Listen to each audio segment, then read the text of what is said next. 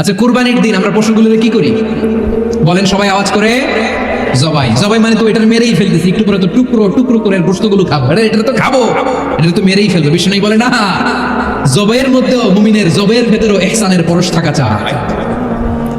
যখন জবাই করবে প্রাণীটাকে হাত পা টাইট করে বেঁধে নাও, ছুরিটাকে শার্পেন করে নাও, ধারালো করে নাও, যাতে অল্প সময়ে জবাইটা হয়ে যায়, প্রাণীটা যাতে কম কষ্ট পায়। সুবহানাল্লাহ পড়েন। দিস ইজ কল্ড ইহসান।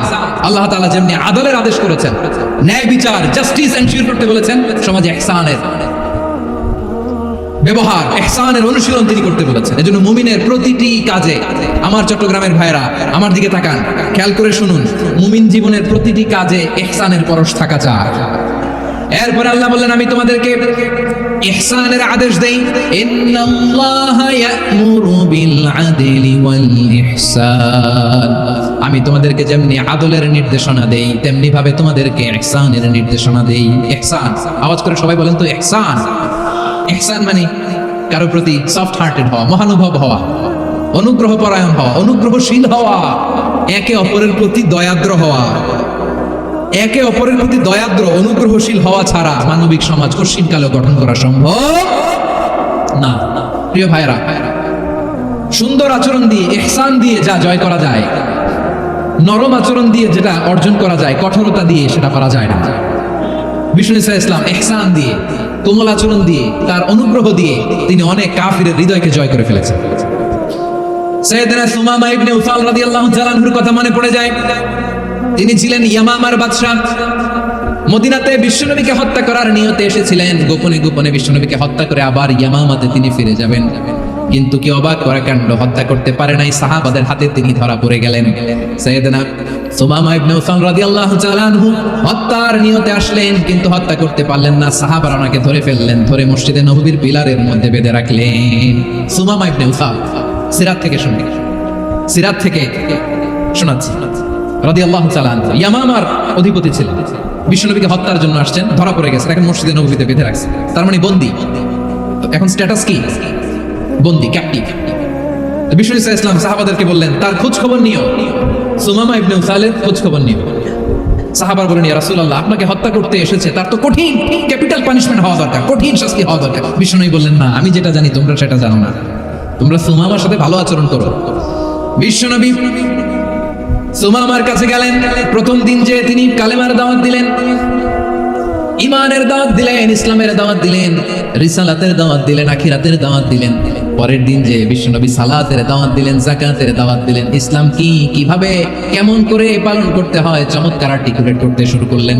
তন্ময় হয়ে সুমামা ইবনে উসাল রাদিয়াল্লাহু তাআলা আনহু বিশ্বনবীর কথাগুলো শুনতে আরম্ভ করলো।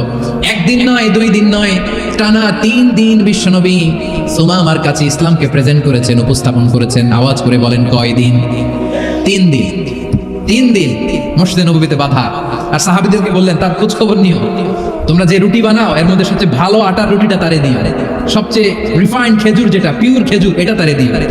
আর বিশ্বনবী নিজের উট থেকে দুধ দহন করে ওনার বাড়ির এক কর্মচারীকে বলেছেন, দুধ দহন করে সুমামার জন্য নিয়ে যাও। সুবহানাল্লাহ পড়বেন না? সবাই তো অবাক, ইয়ামামা থেকে আসছে নবীকে হত্যা করতে, বিশ্বনবী দেখে তারে জামাই আদর করে। 1 দিন নয়, 2 দিন নয়, টানা 3 দিন বিশ্বনবী এভাবে সুমামার কাছে যে ইসলামকে প্রেজেন্ট করতে আরম্ভ করলেন, ইসলামকে উপস্থাপন করতে শুরু করলেন, আর তাকে চমৎকার এন্টারটেইনমেন্ট আপ্যায়ন দিতে আরম্ভ করলেন। টানা 3 দিন যখন ইসলামের দ্য বিউটিজ অফ ইসলাম, ইসলামের সুমহান বাণী, সৌন্দর্য তার কাছে উপস্থাপন শেষ, তাকে আপ্যায়ন শেষ, বিশ্বনবী বললেন সাহাবাদেরকে, যাও এবার সুমামার হাতের পায়ের রশি দুটো খুলে দাও। সাহাবারা তর্ক জুড়ে দিলেন, লা ইয়া রাসূলুল্লাহ, এমনটা করবেন না তো, ভয়ঙ্কর ভয়ঙ্কর খুনি, কি জানি কি হয়ে যায়। বিশ্বনবী বললেন, না, তার হাতে পায়ের রশিগুলো খুলে দাও। সাহাবারা বিশ্বনবীর কথা মতো তার হাতে পায়ের রশিগুলো খুলে দিল। সুমামা মুহূর্তের মধ্যে মসজিদে নববী থেকে বের হয়, ইয়ামামায় ফিরে না যে মসজিদে নববীর পাশে একটা খেজুর বাগান ছিল, সেখানে চলে গেলেন। সেখানে একটা ছোট্ট কুয়া ছিল, কুয়ার পানি দিয়ে তিনি গোসল করলেন। সুবহানাল্লাহ পড়েন। কুয়ার পানি দিয়ে গোসল করে মসজিদে নববীর সামনে এসে বিশ্বনবী এবং সাহাবাদের সামনে দাঁড়িয়ে সাব্বাবা উঁচু করে বললেন, আশহাদু আল্লা ইলাহা ইল্লাল্লাহ ওয়া আশহাদু আন্না মুহাম্মাদান আবদুহু ওয়া রাসূলুহু। আমি সাক্ষ্য দিচ্ছি আল্লাহ ছাড়া কোনো ইলাহ নাই, আর মুহাম্মদ আল্লাহ তাআলার প্রেরিত বান্দা এবং রাসূল। প্রিয় ভাইরা, ইহসান দিয়ে যা জয় করা যায়, কঠোরতা দিয়ে সেটা কঠিনকালেও জয় করা যায় না। আওয়াজ করে বলেন, ঠিক না? এবার সুমামা দাঁড়িয়ে বলে, ওগো নবী, আমি তো কালিমা পড়ে মুসলমান হয়ে গেলাম, এবার শুনেন, এই মুহূর্তের আগে আপনার চেহারার চাইতে নিকৃষ্ট কোনো চেহারা আমার কাছে ছিল না, কিন্তু শাহাদা পাঠ করার পরে আপনার চেহারার চাইতে উত্তম শ্রেষ্ঠ কোনো চেহারা আমার কাছে আর নাই। ও নবী, আজকের দিনের আগে ইসলাম ধর্মের চেয়ে নিকৃষ্ট অপছন্দনীয় কোনো ধর্ম আমার কাছে ছিল না, কিন্তু এই মুহূর্ত থেকে ইসলামের চেয়ে সেরা শ্রেষ্ঠ পছন্দনীয় কোনো ধর্ম আমার কাছে নাই। নবী গো, আজকের দিনের আগে মদিনার চাইতে অপছন্দনীয় নিকৃষ্ট কোনো শহর আমার কাছে ছিল না, কিন্তু এই মুহূর্তের পর থেকে মদিনার চাইতে কোনো শ্রেষ্ঠ শহর আমার জানা নাই। সে ছিল গমের বড় ডিলার, গম বেচতো। কি বেচতো? তার গম কিনে মক্কার লোকেরা রুটি খাইতো। সে ঘোষণা দিল, আজকে থেকে মক্কাবাসীদের জন্য সব গম আমি হারাম করে দিলাম, মক্কাবাসী এখন না খেয়ে মরে। সুবহানাল্লাহ পড়বেন না? মক্কাবাসী বিশ্বনবীর কাছে আসলেন, এসে বললেন, মুহাম্মদ, আমরা তো তোমার ভাই, তোমার চাচা, তোমার ভাতিজা, তোমার আত্মীয়, তুমি সুমামারে বলো সে যেন আবার গমের সাপ্লাই মক্কার জন্য অনুমতি দিয়ে দেয়। বিশ্বনবীর অনুমতি ক্রমে সুমামা আবার মক্কাতে গম পাঠাতে শুরু করলো। পড়েন সুবহানাল্লাহ। ইহসান, ইহসান দিয়ে আপনি যেটা জয় করতে পারবেন, you can win the heart of your enemies. ইহসান দিয়ে আপনি আপনার শত্রুর হৃদয়কে জয় করতে পারবেন। এজন্য আল্লাহ বললেন, ওয়া আনফিকু ফি সাবিলিল্লাহি ওয়া লা তুলকু বিআইদিকুম ইলা তাহলুকা ওয়া আহসিনু ইন্নাল্লাহা ইউহিব্বুল মুহসিনিন।